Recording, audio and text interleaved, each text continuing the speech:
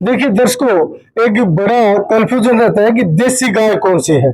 तो हरियाणा में जो देसी गाय है सफेद है। यहाँ पर हम माजरी आश्रम में पहुंचे हैं।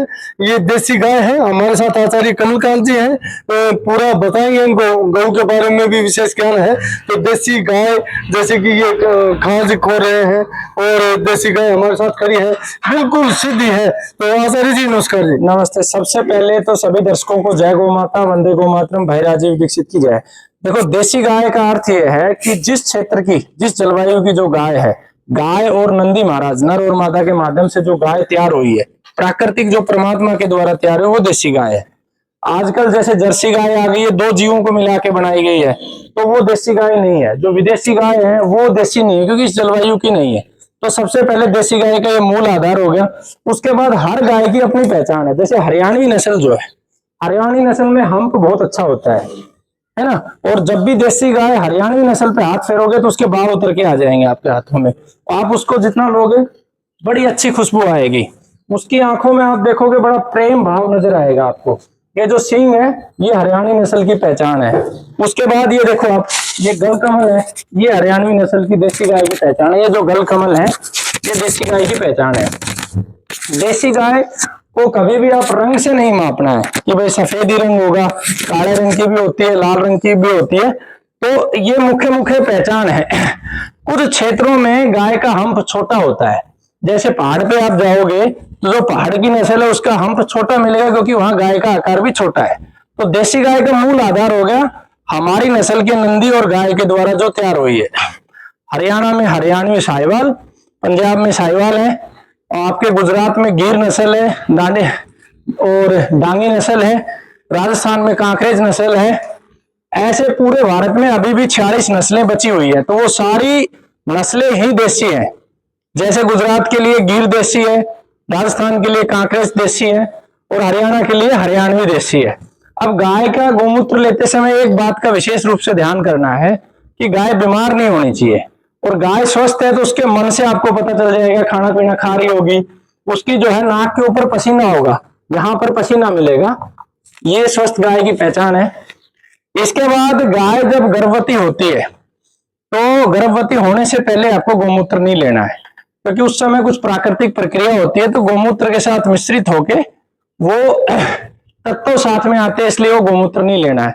जब गाय बच्चे को जन्म दे उसके लगभग 1.5 महीने तक अपने को गोमूत्र नहीं लेना है। एक प्रश्न ये होता है कि कितनी उम्र की गाय का गोमूत्र लेना है। 1.5 से 2 वर्ष के बाद बछड़ी का गोमूत्र आप ले सकते हैं।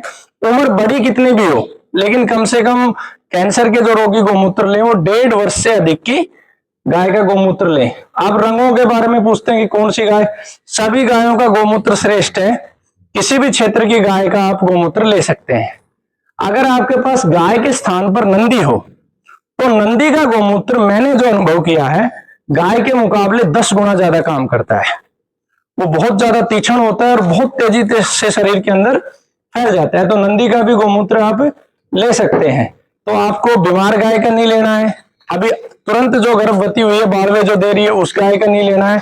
नए बच्चे को जन्म दे उसके 1.5 महीने के बाद तक गोमूत्र नहीं लेना है। गोमूत्र की मात्रा व्यक्ति की तासीर पे निर्भर करता है।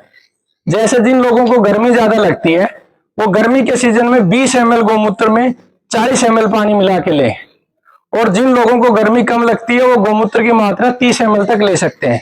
सर्दी के सीजन में इस गोमूत्र की मात्रा को डबल भी कर सकते हैं। गोमूत्र दुनिया की सबसे श्रेष्ठ औषधि है। ये आधुनिक विज्ञान मान चुका है। नेगेटिव ओआरपी जो तत्व होता है, जो हमारी कोशिकाओं की लाइफ बढ़ाता है, दुनिया में सबसे ज्यादा नेगेटिव ओआरपी देसी गाय के गोमूत्र में है। और गंगोत्री से जो गंगा जल चलता है, उस गंगा जल में आगे चल के वो नेगेटिव ओआरपी पॉजिटिव में हो जाता है, लेकिन वहां पे सबसे ज्यादा नेगेटिव है। उसके अलावा जो प्राकृतिक रूप से गाय के गोमूत्र से, खाद से जो खीरा आंवला जो तैयार होता है, वो भी नेगेटिव ओआरपी होता है। इसलिए श्रेष्ठ ये होता है कि देसी गाय ने जैसे ही गोमूत्र किया, तुरंत उसको छान के आप पी लो, तुरंत 1 ही मिनट के अंदर। वो सबसे ज्यादा प्रभावकारी होता है। फिर थोड़ा समय लेट हो जाए तो उसको थोड़ा सा गर्म करके आप पी लें। छानने के लिए आप सूती कपड़ा लें, उसके 7-8 परत बनाएं और छानें।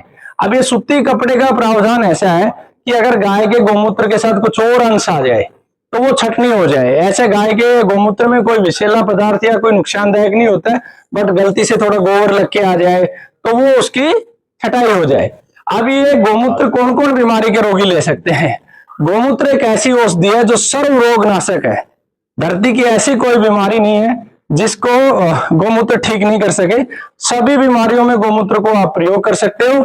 साथ में एक चीज आपको ध्यान करनी है, जो निरोगी व्यक्ति है वो भी गोमूत्र को ले सकता है, और गाय का केवल गोमूत्र ही हितकारी नहीं है।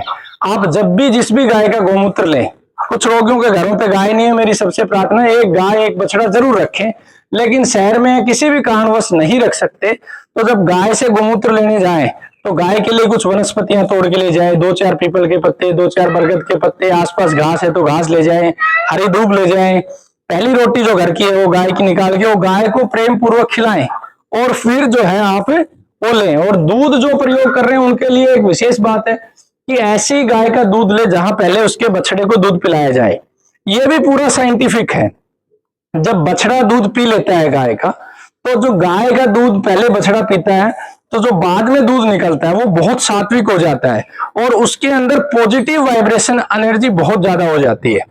गाय के अंदर जो सबसे महत्वपूर्ण बात है इस सृष्टि में, जहां पे पॉजिटिव एनर्जी है वो बरगद का पेड़ है, पीपल का पेड़ है, देसी गाय है। तो पॉजिटिव एनर्जी जनरेट करने के लिए गाय का मन प्रसन्न होना जरूरी है। और गाय का मन प्रसन्न कब होगा? जब उसका बछड़ा और बछिया दूध पिएंगे और खुश रहेंगे, तभी वो पॉजिटिव एनर्जी जनरेट कर पाएगा। तो ये सारी बातें सभी रोगियों को ध्यान करनी है, और हर एक रोगी जिनका कैंसर ठीक भी हो चुका है वो निरंतर गाय के साथ जुड़े रहें, एक गाय का पालन करें और गाय की सेवा करें। और बार बार मैं कहता हूं, गाय गाय से श्रेष्ठ नंदी। अगर एक नंदी आप घर पे पाल लोगे, कुत्ते से लाखों गुना श्रेष्ठ है नंदी, आपके घर में कोई समस्या नहीं आएगी। तो गाय पालिए, गाय की रक्षा कीजिए। आप पाल नहीं सकते तो ऐसे किसान को जो है, गाय का घी हम 400 रुपए 500 रुपए किलो देखते हैं बाजारों में बिक रहा है, वो गाय का घी नहीं है, वो जहर है। आप देसी गाय का घी कम से कम 1500 रुपए किलो से कम किसी भी सूरत में देसी गाय का घी खरीदे नहीं। ये भी एक प्रकार का अत्याचार है, क्योंकि जिस किसान ने मजबूरी में आपको 1000 रुपए दे भी दिया तो वो उसका शोषण है। तो कम से कम 1500 रुपए किलो देसी गाय का घी खरीदे, ताकि उस किसान को भी प्रोत्साहन मिले। जिन लोगों ने गाय पाली है हम सदैव उनके ऋणी होने चाहिए, क्योंकि उन्होंने हमारे आने वाली पीढ़ियों की रक्षा की है, कि गाय के माध्यम से ही हमारा डीएनए बचा है। तो सभी रोगी गाय की रक्षा करें, इस तरीके से पालन करें। फिर भी कोई सवाल आपके मन में बच गया हो तो आप कमेंट कर सकते हो। वंदे गो मातरम।